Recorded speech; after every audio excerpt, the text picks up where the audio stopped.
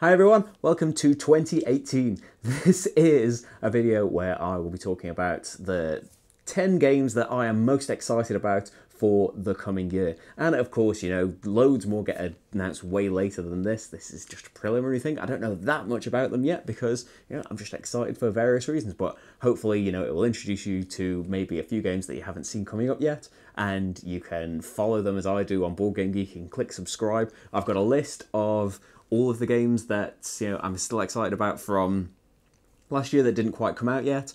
And yeah, I dropped off that a little bit last year, so I found Rado's list very helpful because he is, you know, up to the minute when things get added to the Board Game Geek database.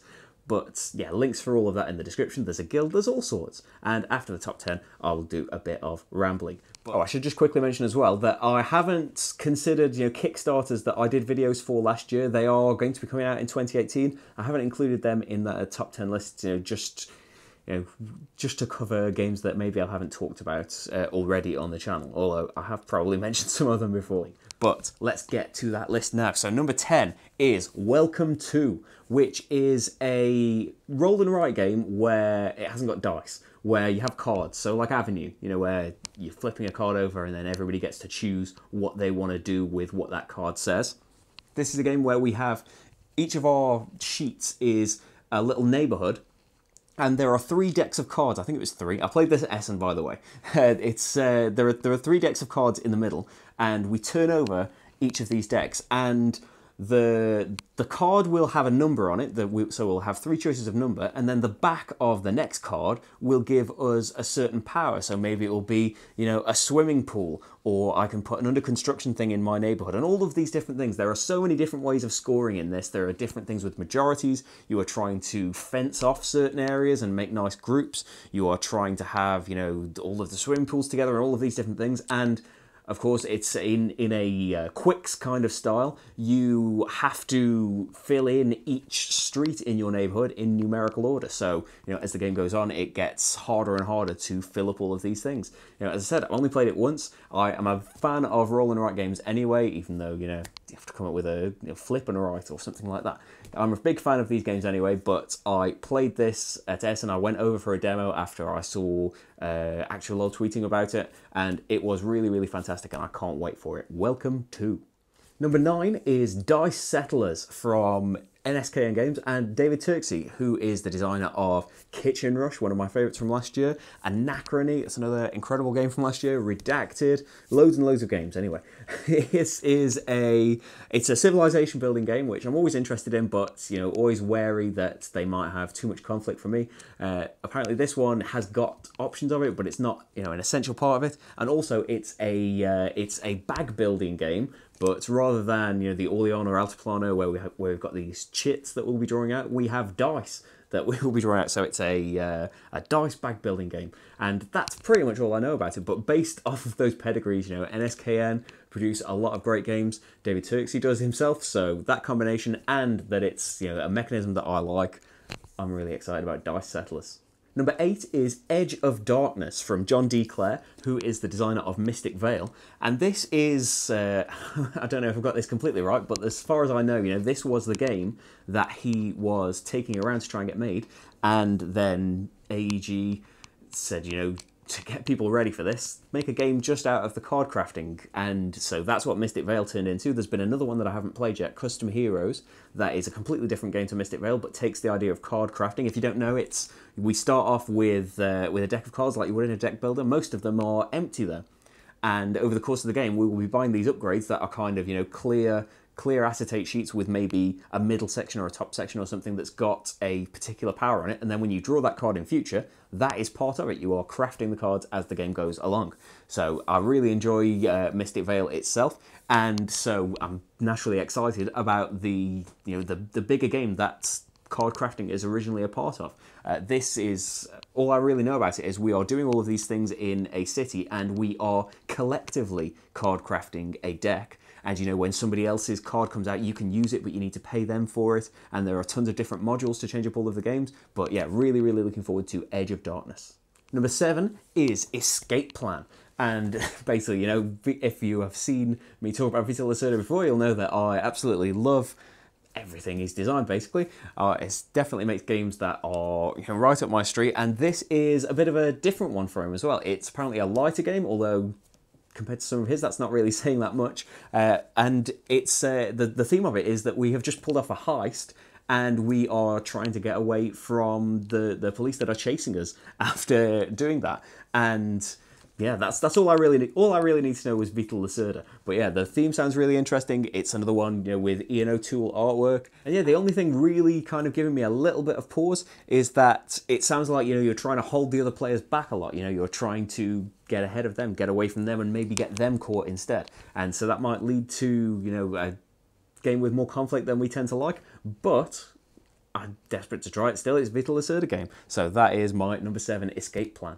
Number 6 is The Rise of Queensdale, and this is a game from Inka and Markus Brend, who do, Village, the Exit escape room games, Nocmal, Murano, tons and tons and tons of games, and pretty much all fantastic ones as well. So this is a legacy game from them, and if you've seen me in the past talking about legacy, I really, really enjoy that. And yeah, it's like a lot of people, I imagine, I am really excited to see where it goes. It's still just in its kind of formative stages. It's Pandemic Legacy obviously was a really, really popular thing, but I am really looking forward to seeing what can come from that in the future. So not really much is known about it. I know that it has dice management. That's what it says on the game page, and it's apparently going to be quite a long legacy game. It's going to be over 20 hours, longer than ones that we've seen so far, pure legacy games. But yeah, based on that, really, really excited about it. If I know more, I imagine that it will rise and rise in the anticipation list. But for now, really excited about Rise of Queensdale and finding out more about it. So, as I said at the start, I left out the Kickstarter so we consider just brand new things to talk about. So, naturally, number 5 is CO2 Second Chance, which is a new edition of the classic Vital Lacerda game CO2, which it's really fantastic. It's a game all about energy production. We play different corporations trying to build all of these different power plants, from coal or solar and things like that. And there is pollution in the world, and while it's not really a semi-cooperative game, there is, if we all pollute the world too much, the world ends. So, there is a kind of tension between the players based on that. You can't just be selfish and try and reach your own goals, but pollute the world too much in the process, because everybody loses if you do that. So there is a nice part of that as well, and it's a really, really fantastic Vital Lacerda game, one of my favourites. But now it's getting a second edition. It's getting fully co-op rules. As I mentioned, it's got that kind of semi-co-op-ish atmosphere to it, but now it's going to have fully cooperative rules, which I'm really excited about. And it's going to have, not entirely new, but it's going to have, I'll change the picture here so you can see, it's going to have new art from Aeon O'Toole, who, as I mentioned before, and I've mentioned every single time, cover one of their collaborative works. Fantastic, fantastic artist. I really love the design of Vital Lacerda's games ever since, The Gallerist was the first one, wasn't it? Where they started working together. Really, really fantastic stuff. And so can't wait to see what's new and just, get excited about CO2 all over again. Number 4 is A Nice Cup of Tea from Tony Boydell. And this is kind of a spin-off, a successor to Snowdonia, which is a really, really fantastic game from him. I played this at the UK Games Expo last year. If you look at my report video from that, you'll see me going into more detail from it, where it was much more fresh in my mind. But from what the core idea is to kind of get you started a bit faster than in Snowdonia.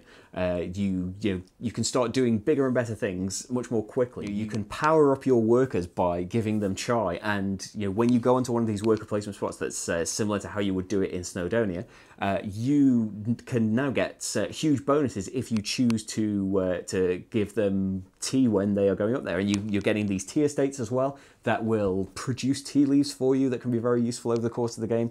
The event system is very different. It was just a really, really great experience just from that one play. But yeah, a lot of it is based on, I absolutely love Snowdonia, so anything mildly related to it coming out is definitely high up on my list. So that's A Nice Cup of Tea.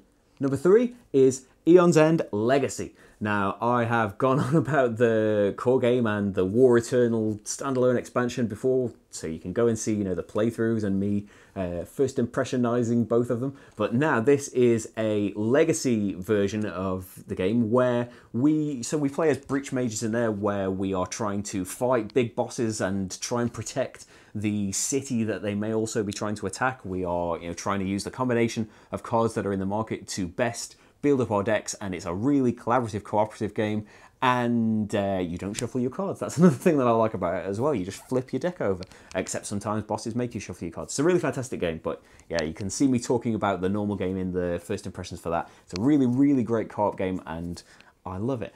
Now the Legacy version is going to take these breach mages, and we are going to be playing as basically trainees. We are taking them through their training over the course of this game, and adding certain powers and changing up the way they play over the course of the campaign. And at the end of it, we will apparently have characters that are fully playable in all of the other iterations of Aeon's End. I absolutely can't wait for this. I'm really, really excited by the idea. You could have said any more of the game, any more expansions and things, and I would have been excited. But adding Legacy into the mix and giving us things that we can then take back into the normal game and change that up, really, really excited for that. Aeon's End Legacy. Next up is Chronicles of Crime, which is coming from Lucky Duck Games. The core idea of this is basically Sherlock Holmes Consulting Detective, which is an investigation game where we have newspapers and booklets and things, and we are trying to solve a crime. It's that kind of put into an app and condensed, maybe made a little bit more accessible. I've played a demo game of this. It was about half an hour at Essen last year. And so in this game, there are going to be multiple scenarios planned for it. We just played, as I said, the first demo one. There had been a murder. We were sent to the crime scene. You put these, there are 3D glasses that are, they attach to your phone. They just slip onto your phone. And so then you can do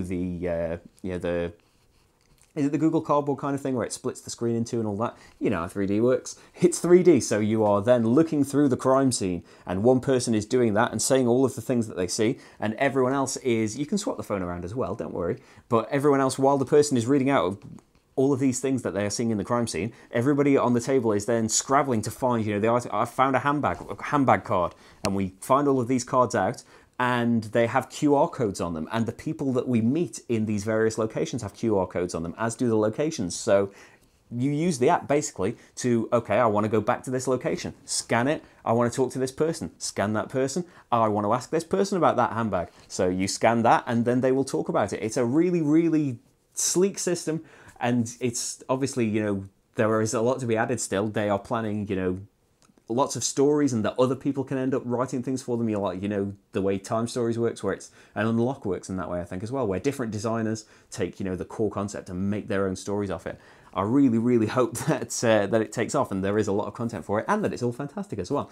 But yeah, that half an hour where we were getting to just getting into the meat of the case, I was heartbroken when we had to stop, basically because there wasn't. I don't think there was that much more ready yet.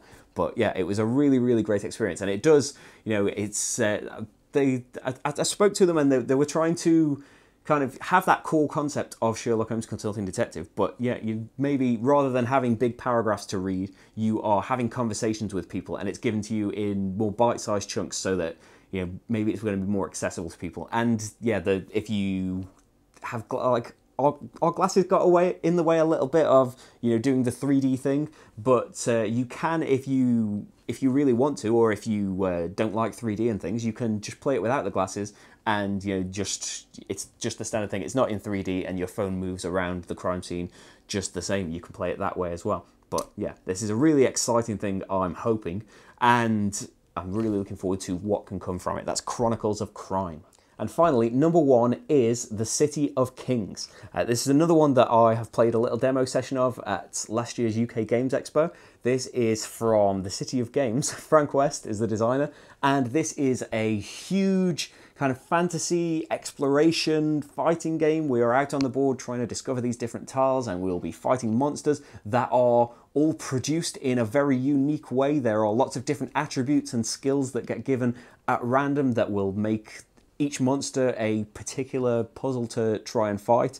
At the same time as we're doing all of that standard stuff, though, we also have workers back at home that we want to send to certain tiles to produce resources for us, so that we can be, you know, that can be helping our adventurers out on their adventure. It is, you know, I've been following the progress of the Kickstarter and stuff. It's just an immense thing, you know, when you see it all laid out at the convention. There is so much stuff in this, and I know that's not just a selling point just to say, oh, it's got lots in it. It looks like all of these different variables, you know, from different configurations of the maps, different characters, all with massive character sheets that have got tons of different variables based on how you want to play, loads of different powers to unlock. As I said, the monsters have all of these different attributes that get given to them, you know, like they're going to knock you back and poison you and all of this, so you have to, you know, work out, oh, I don't want to be in that space because he is going to do that attack on me again. We need to come at this guy in a completely different way based on these things that have come out with him.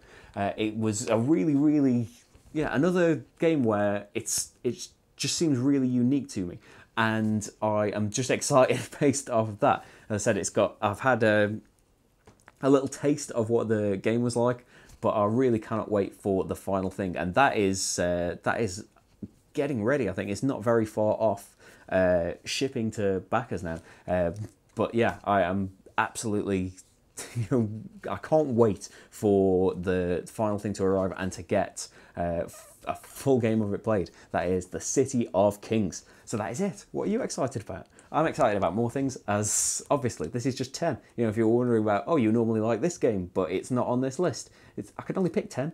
It's the same for the top 10 of 2017. If you're wondering where some games are that I said were really good, it's because I can only pick 10. Anyway, though, so that is it, and that's kind of a wrap on 2017 as well, even though this video is coming out a little bit late. She has been really great again. It's kind of, you know, based on the first year of the channel, I thought, you know, this is amazing how it's come so far, and it seems to have just gone crazy in this second year. You know, going to the UK Games Expo and Essen as well, just kind of not just being recognised by people, but kind of, you know, not that I've ever been unwelcome as a reviewer, as a video maker. Yeah, it just feels like I'm part of this thing now, which I'm not articulating very well, but yeah, I'm very grateful, as I was before. Everyone that has decided to stick around and subscribe, you know, that number keeps shooting up like crazy, and I couldn't be happier about it. You know, all of this year, really, a huge amount of it has been made possible by the viewers, by the Kickstarter that I had in June, which I am hoping to do again. That Kickstarter, it's basically, it didn't cover, you know, the cost of the channel, but it made it possible for me to keep doing this, and I really hope that we can move on to bigger and better things in the year to come. But yeah, just, you know, I probably wouldn't have been able to go to Essen this year without that Kickstarter, and I certainly would not have had the number of games that I've been trying to cover. And yeah, so it is all thanks to everyone that decided to back, and anyone that just decides to watch and stick around and comment, or whatever you like to do, or subscribe. It's up to you, and I'm really glad that you do it. Thank you very much. Yeah, I have... If you haven't seen on Twitter, I didn't mention this in any videos. I was a bit ill in December, and that's why there was kind of a drop-off of videos for a couple of weeks. You know, I used up all the ones that I had kind of stored up for a rainy day, and then, yeah, there's been a bit of a gap because of that, but it's all going to start back pretty soon. The December voted games need to actually be covered, but it also, you know, having kind of a sudden drop-off after I'd gotten to the point where I was doing about 3 or 4 a week. And, you know, I have a job at the same time, and, you know, not that I'm complaining about it, it's something I really love doing. But yeah, that sudden kind of stop after really going for quite a while, I think, where I was keeping up quite a good rate of videos, it kind of made me realise that I was exhausted making these things. So as well as being ill, it was kind of a little blessing of having a little bit of a break from it. And I think, yeah, that kind of rate where I was doing a crazy amount per week, will probably be, you know, scaled back a little bit now. So I've got a few more nights where I'm not editing videos. So I don't want it to come across as a complaint. Just, you know, if you are hoping for that kind of rate right off the bat, then I don't think we're going to quite get there yet. Although with some of the Kickstarters that are coming in January, we may end up doing a lot a week again. But anyway, I think I'm just... The point of this is rambling. I shouldn't worry about rambling. I said I was going to ramble at the end. Anyway, in summary, 2017 was brilliant. Hopefully 2018 is even better. Thank you for watching, everybody, and I hope you like my board game videos. Bye!